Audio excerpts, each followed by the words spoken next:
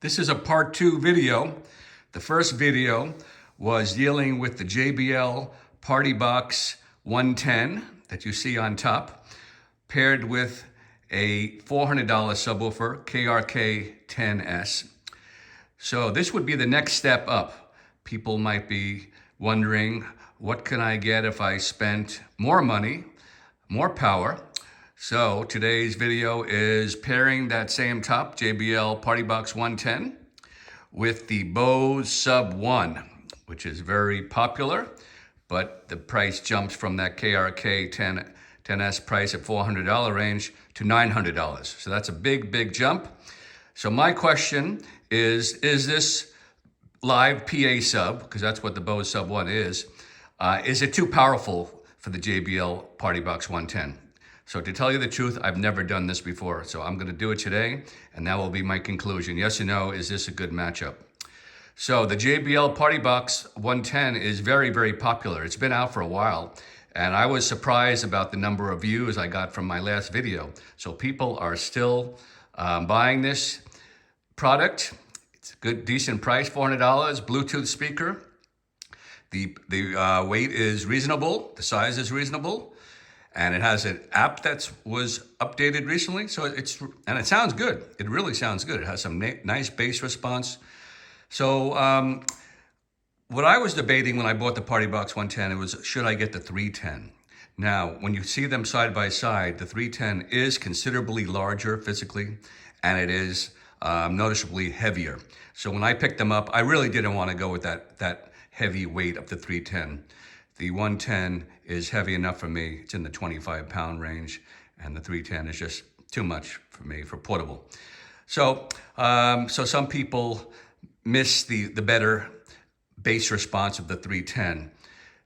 Of course, the 310 will be louder than this, but from what I'm using this for, I don't really need more volume, but I do like more bass. So that's why I'm matching it up with an auxiliary sub. And in that last video, if you want to go back and see it, the KRK-10, it does make a huge difference having an AUG and a sub, standalone sub.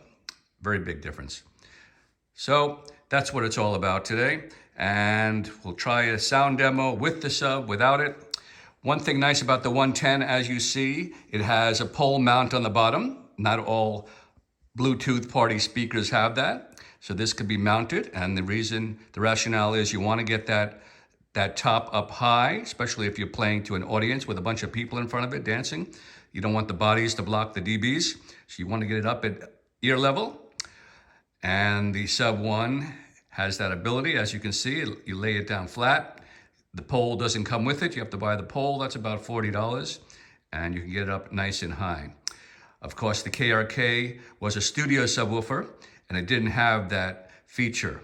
It didn't have a pole mount feature. So this is, again, a live PA sub, so I like that. You don't have to bring a separate speaker stand for your top. Sub1 is one of my favorite subwoofers. It's compact, it's portable, 36 pounds, which is very manageable for a subwoofer, 480 watts. It really does thump.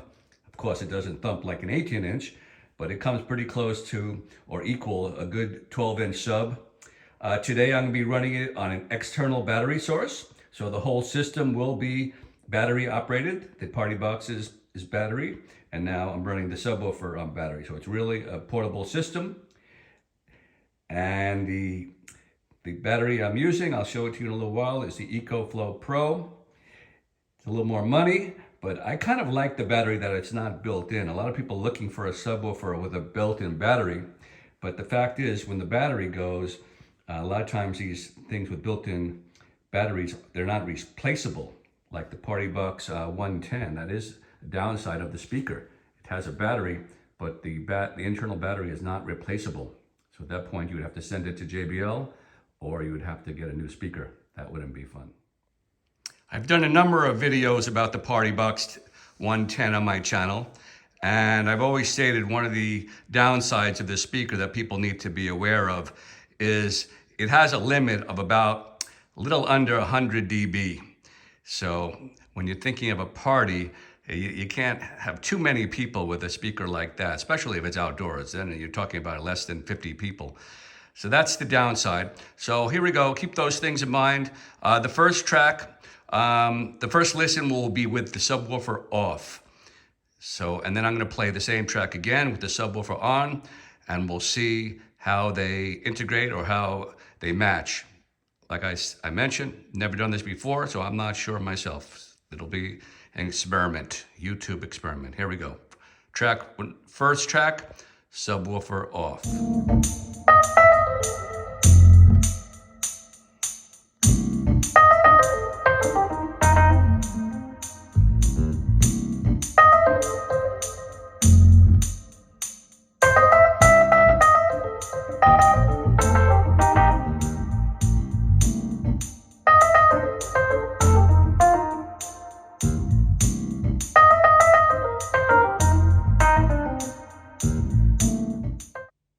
So as I mentioned, there we go. 93 was the max dB.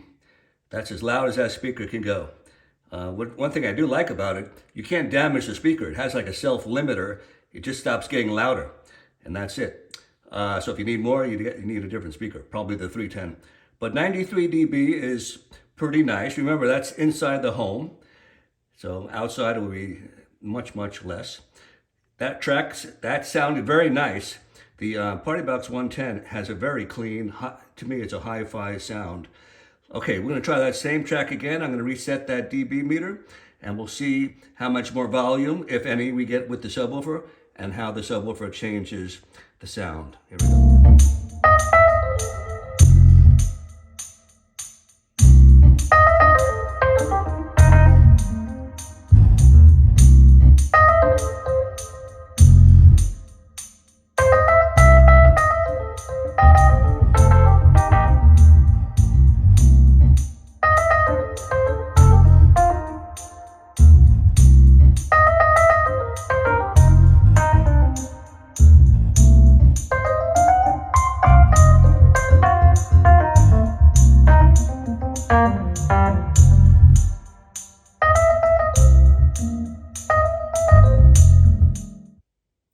Well, as you can hear, I hope you can hear, the bass was really, really big. It was very impressive. Sometimes bass doesn't show up too well on YouTube video, especially the microphone I'm using. I'm not using any high-tech gear. But look at that max dB. It jumped up to 105. That is surprising. I was under the impression that subwoofers give you the feeling, but they don't give you a lot of extra sound pressure. So that is a nice jump up to 105. But again, that's as loud as this system is going to go. Maybe a different track would be louder, but you really can expect big volume from the Partybox 110, even adding the $900 subwoofer. But it does sound great, in my opinion. So here's what's powering the subwoofer. Remember, that subwoofer is 480 watts. That's a lot. It's a live PA sub. So this is called the EcoFlow Pro. I use it in many of my videos, and it powers up everything I have, basically. 600 watts, it's never let me down. Now, talking about let me down, I do have another unit, which I started my videos on, and that was 400 watts, and the Sub1 shut down on me. It just couldn't handle it, especially on some of these bass-heavy tracks. The more bass you have, the more juice or the more power it pulls from the external power source. So 600 watts is really the minimum I would use for any type of subwoofer, just from my experience. But that's it. I'll give you the link. It's on Amazon, and it's just a wonderful unit. It does have an app even, and it's like I said, very powerful. It powers everything you got. So there's our subwoofer, and let me show you the connections now. Oh, by the way, before I show you the connections, look where my level is set. It's about 11:30. I couldn't even push it to 12 noon. It would just be too much. At 12 noon, it was starting to overpower the top. So you have a lot of power in a live PA sub. But then again, it's $900 compared to a $400 top.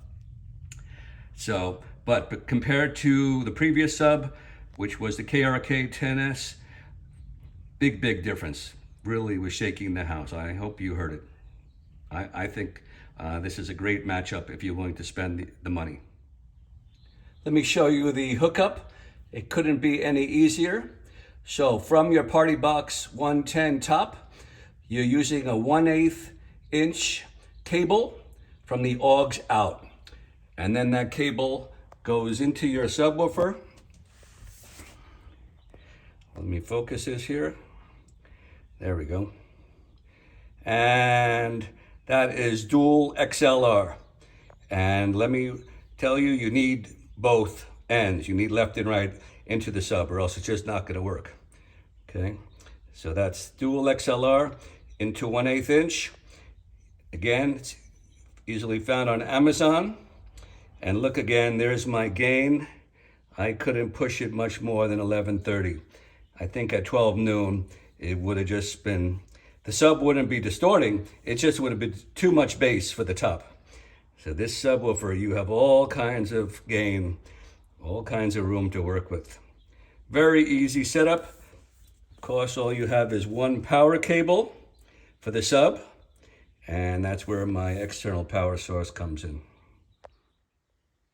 You have the choice. If you like this look better, or you already have a speaker stand, you can put this speaker, the 110, on a stand, and the subwoofer standing up straight.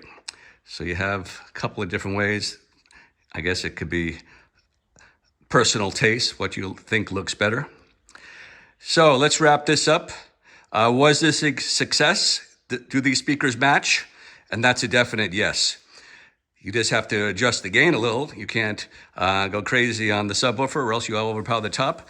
But at dialing down the sub a little, you have incredible bass. And by the way, there's no way the Partybox 310 will be anywhere near what you just heard. Or maybe you didn't hear, but what I just heard. The 310 is a woofer inside an enclosure that's doing everything. It's doing bass, mids, trebles, where here, when you have a dedicated subwoofer, you have that whole volume, the physics come in here, the whole cabinet is all dedicated to bass. You just can't, you can't compare it. So the Sub1, by the way, for the people interested, is equal to the bass of the Bose Pro 16, and that has a great reputation of being a very powerful bass. So this is who would buy this? So I'm thinking of people who already have the Sub1, possibly, and maybe you're looking for a party speaker, a portable speaker, and then you can once in a while match them up. Or maybe you're in my buying decision, and that was I wanted the 310, I wanted more bass, but I just didn't want the extra weight. So this subwoofer, by the way, this Sub1 is 36 pounds, 35.5 pounds. And that's about as light as you're gonna get in the live sub field. That's a real sub. You know, they make small little things, but they're not really subwoofers. This is the real deal, 36 pounds. That's about as light as you're gonna get. Very easy. I fit it into my two-door car. So that's it. I'm gonna wrap this up by saying this video was a success. If you're willing to spend the money, I mean, these two pieces together is not cheap. $400 top, $900 for the sub. And then you need one cable. That cable is only $20. And you don't need battery power. You can just plug into AC on the sub. So that's it. Then you need a sub pole or a speaker stand for $40. So there you go. Hope you enjoyed. This is Bill. Later.